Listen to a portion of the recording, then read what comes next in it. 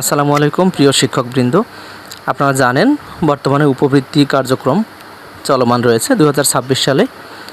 এক্ষেত্রে আমাদেরকে নতুন যে সকল কাজ করতে হচ্ছে সেগুলো হচ্ছে শ্রেণী আপডেট করা, নতুন এন্ট্রি এবং ট্রান্সফার গ্রহণ এবং ট্রান্সফারকরণ। এই কাজগুলো মূলত বর্তমানে চালু রয়েছে। অতি শীঘ্রই শুরু হবে আমাদের এই উপবৃত্তির চাহিদা প্রদান। তো তার আগে চলুন দেখা যাক বর্তমান সেশনের যে কাজগুলো আছে কিভাবে আমরা এই কাজগুলো সহজে করে নিতে পারি। আমরা প্রথমে যে কোনো একটি ব্রাউজার ওপেন করে নেব। এবার ব্রাউজারের অ্যাড্রেস বারে আমাদের যে উপবৃত্তি সার্ভারের অ্যাড্রেস রয়েছে আপনারা জানেন, সেই অ্যাড্রেসটি আমরা লিখব pesp.finance.gov.bd/pesp/login। এটি লিখে কিবোর্ড থেকে এন্টার প্রেস করার সাথে সাথে আমরা উপবৃত্তির পোর্টালে প্রবেশ করতে পারবো। এবার এখান থেকে ইউজার নেম, পাসওয়ার্ড এবং নিচে যে ক্যাপচা রয়েছে সেই ক্যাপচা প্রবেশ করিয়ে আমরা লগ ইন করব। এবার আমাদের যে মোবাইল নম্বরটি রয়েছে সেই মোবাইল নম্বরে একটি ওটিপি চলে গেছে। আমরা মোবাইলে SMS-এর মাধ্যমে প্রাপ্ত ওটিপি এখানে প্রবেশ করাবো এবং যাচাই অপশনে ক্লিক করব। আমরা প্রবেশ করেছি আমাদের যে উপবৃত্তির পোর্টাল রয়েছে, একটি বিদ্যালয়ের পোর্টালে আমরা প্রবেশ করেছি। এখন এখান থেকে আমাদের কাজ হচ্ছে শ্রেণী আপডেট করা এবং নতুন শিক্ষার্থী এন্ট্রি করা এবং ট্রান্সফার গ্রহণ বা ট্রান্সফার করা। এই চারটি কাজ মূলত আমাদের বর্তমানে চলমান রয়েছে। তো শেষ সময়ের অপেক্ষা না করে অতি দ্রুত কাজগুলো সমাধা করাই মূল লক্ষ্য হবে আমাদের। এক্ষেত্রে আমরা চলুন দেখা যাক কীভাবে আমরা এই কাজগুলো করব। প্রথমে আমরা বেনিফিশিয়ারি শিক্ষার্থী এই অংশে চলে যাব। এখানে দেখুন শিক্ষার্থীর শ্রেণী হালনাগাদ করার জন্য আমরা এই অংশে চলে যাব। এখানে আমাদের সকল শিক্ষার্থীর নাম আমরা দেখতে পাবো। এখানে প্রতি পৃষ্ঠায় 10টি করে রেকর্ড রয়েছে। যদি আপনারা এর চেয়ে বেশি রেকর্ড দেখতে চান সেক্ষেত্রে আপনারা এখানে ক্লিক করে কিন্তু 20, 50 বা 100টি পর্যন্ত আপনারা এখানে বাছাই করে নিতে পারেন। যাই হোক, আপনার কাজের সুবিধার জন্য এখান থেকে কম বেশি করে নিতে পারেন। তো এখানে যে আমরা শিক্ষার্থী দেখতে পাচ্ছি আরাবি নাফি, এই যে শিক্ষার্থী, আমরা এই শিক্ষার্থীর শ্রেণী আপডেট করে দিব বা যে কোনো একজন শিক্ষার্থীর একটি নাম আমরা আপডেট করে আগে দেখি। তো কিভাবে আমরা আপডেট করব, এখানে তানহা আক্তার যে শিক্ষার্থী রয়েছে ধরুন এটিকে আমরা শ্রেণী আপডেট করব। সবগুলো একে একে কিন্তু সবগুলো আমার শ্রেণী আপডেট করে নিতে হবে। এখানে মোট কতজন শিক্ষার্থী আছে আমরা যদি একটু স্ক্রল করে নিচের দিকে যাই তাহলে দেখতে পাবো 86টি এন্ট্রি রয়েছে। তার মানে এই 86টি প্রত্যেকটিকেই আমার কিন্তু শ্রেণী আপডেট করতে হবে। তো চলুন আমরা যে কোনো একজন শিক্ষার্থীর শ্রেণী আপডেট দেই। শ্রেণী আপডেট দেওয়ার জন্য এখানে যে কলমের মতো যে অপশনটি দেখতে পাচ্ছেন এটি মূলত এডিট অপশন, এখানে আমরা ক্লিক করব। এবার এখানে কারণ নির্বাচন করুন এই অংশে ক্লিক করব। শ্রেণী প্রমোশন এটিতে ক্লিক করব। একই সাথে আমি বাকি অপশনগুলোর কাজও আপনাদেরকে বলে দিচ্ছি। শ্রেণী প্রমোশন তো বুঝতেই পারছেন, বর্তমান যে শ্রেণীতে রয়েছে পরবর্তী শ্রেণীতে উন্নীতকরণের জন্য শ্রেণী প্রমোশনে ক্লিক করব। পুনরাবৃত্তি অর্থাৎ এই শিক্ষার্থী যদি একই শ্রেণীতে থেকে থাকে সেক্ষেত্রে আমরা পুনরাবৃত্তি সিলেক্ট করব এবং সে কিন্তু উপবৃত্তি প্রাপ্ত হবে না। ভুল এন্ট্রি এই অংশটি আমরা কখন ব্যবহার করব, যদি এমন হয়ে থাকে যে আমরা একজন শিক্ষার্থী বর্তমানে যে শ্রেণীতে রয়েছে সেই শ্রেণী আমি পাচ্ছি না, অর্থাৎ ধরুন একজন শিক্ষার্থী এবছর প্রকৃতপক্ষে সে আছে 4র্থ শ্রেণীতে, কিন্তু আমরা এই শিক্ষার্থীকে এখানে দেখতে পাচ্ছি 5ম শ্রেণীতে। তার মানে এখানে আমি তাকে কি করব, আমি যদি তাকে শ্রেণী প্রমোশন দিই সেক্ষেত্রে তো চলে যাবে। তো আমি এখানে তাকে শ্রেণী প্রমোশন দিতে পারছি না। পুনরাবৃত্তি যদি আমি এখানে করি সেক্ষেত্রে তার শ্রেণী ঠিক থাকবে কিন্তু সে কিন্তু উপবৃত্তি প্রাপ্ত হবে না। এক্ষেত্রে আমরা ভুল এন্ট্রি ব্যবহার করতে পারি। ভুল এন্ট্রি ব্যবহার করলে সেই শিক্ষার্থী কিন্তু উপবৃত্তি প্রাপ্ত হবে। ভুল এন্ট্রি দিয়ে আমরা নিচের দিকে চলে যাব। রোল নম্বর প্রয়োজন পড়লে আপনারা চেঞ্জ করতে পারেন, না করলেও সমস্যা নেই। এবার সংরক্ষণ অপশনে ক্লিক করব। তো যাই হোক, এটি আমার শ্রেণী প্রমোশন দেওয়ার প্রয়োজন, শ্রেণী প্রমোশন দিলাম। এবার সংরক্ষণ এই অংশে ক্লিক করব।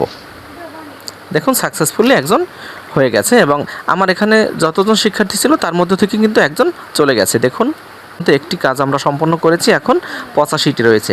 এভাবে আমরা একে একে সবগুলো, যখন আমরা সবগুলো শ্রেণী আপডেট করব এখান থেকে কিন্তু কমতে থাকবে, একেবারে শূন্যের কোঠায় চলে আসবে এখানে। সেটিই কিন্তু আমাদেরকে করতে হবে। তো 5ম শ্রেণীটা আমরা কিভাবে করব সেটি দেখাচ্ছি।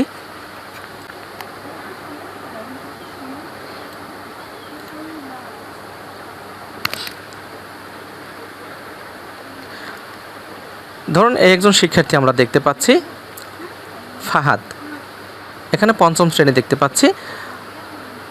আমরা শ্রেণী প্রমোশনে চলে যাব, এখানে এডিট অপশনে ক্লিক করব, এখানে কারণ নির্বাচন।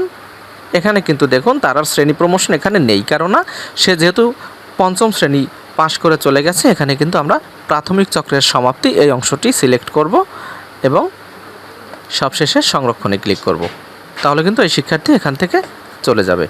তো এভাবে একে একে সবগুলো করার পরে আমরা কোথায় চলে যাব, এই যে ডাটাগুলো রয়েছে সেই ডাটা কিন্তু আমরা ক্লাস্টারে প্রেরণ করব। এই জন্য শ্রেণী হালনাগাদ ক্লাস্টারে জমা দান এই অংশে অবশ্যই ক্লিক করতে হবে।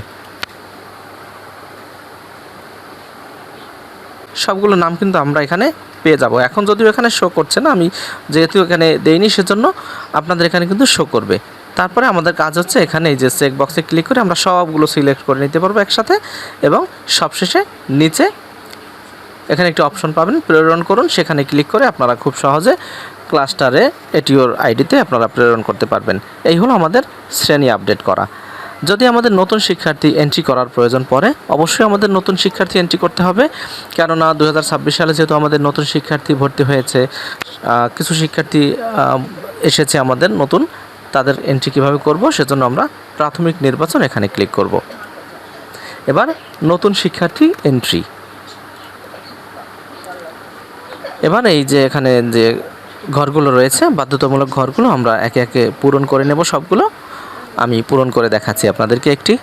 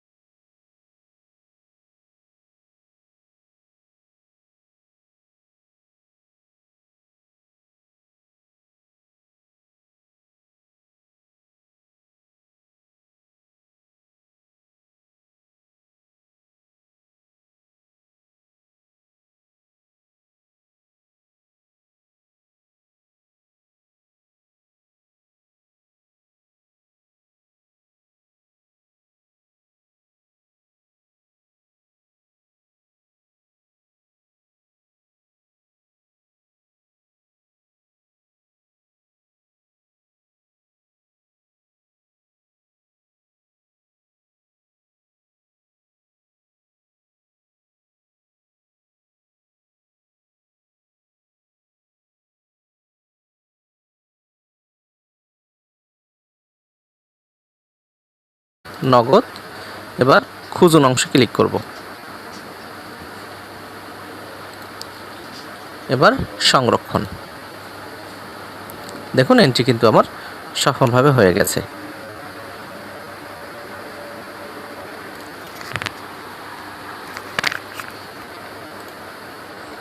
এভাবে সবগুলো এন্ট্রি করার পরে আমাদের যে কাজটি করতে হবে, ক্লাস্টারে প্রেরণ করতে হবে। তো আমরা এখানে চলে যাই, দেখুন ক্লাস্টারে তালিকা জমা দান। আমরা যেগুলো এন্ট্রি করেছি এখানে কিন্তু সবগুলো রয়েছে। আমরা যে কাজটি করব সেক্ষেত্রে এখানে ক্লিক করে সবগুলো একবারে সিলেক্ট করে নিতে পারবো। এবার নিচের দিকে যাব, এখানে ক্লাস্টারে পাঠান এই অংশে ক্লিক করব, হ্যাঁ করে দেব। এইভাবে কিন্তু আমরা কাজ সমাধান করব। এরপর আমাদের যদি ট্রান্সফার করার প্রয়োজন পড়ে কোনো শিক্ষার্থী, সেক্ষেত্রে আমরা শিক্ষার্থী ট্রান্সফারকরণ এই অংশ বেছে নেব। এবার এখান থেকে যে শিক্ষার্থী আমরা ট্রান্সফার করতে চাই সেই শিক্ষার্থীর জন্ম সনদ নম্বর অথবা অভিভাবকের এনআইডি নম্বর এখানে অবশ্যই ইংরেজিতে লিখতে হবে, বাংলায় লিখলে কিন্তু হবে না। সেটি দিয়ে খুঁজুন অংশে ক্লিক করব। খুঁজুন অংশে ক্লিক করার সাথে সাথে কিন্তু সেই শিক্ষার্থীর তথ্য এখানে শো করবে এবং এখানে ট্রান্সফার একটি অপশন থাকবে, সেখানে ক্লিক করে আমরা সহজেই ট্রান্সফার করে দিতে পারবো। আর যদি কোনো শিক্ষার্থী ট্রান্সফার গ্রহণ করতে হয়, অর্থাৎ অন্য বিদ্যালয় থেকে ট্রান্সফার হয়ে এসেছে, আমি তাকে গ্রহণ করব, সেক্ষেত্রে আমরা এখানে শিক্ষার্থী ট্রান্সফার গ্রহণ এই অংশে ক্লিক করব। একইভাবে আমরা এখানে সেই শিক্ষার্থীর জন্ম সনদ নম্বর অথবা অভিভাবকের এনআইডি নম্বর দিয়ে খুঁজুন অংশে ক্লিক করার সাথে সাথে সেই শিক্ষার্থীর তথ্য এখানে শো করবে, আমরা এখান থেকে গ্রহণ করে নেব। তো এইভাবে আমরা বর্তমান সেশনের যে কাজগুলো খুব সহজেই করে নিতে পারবো। ধন্যবাদ সকলকে।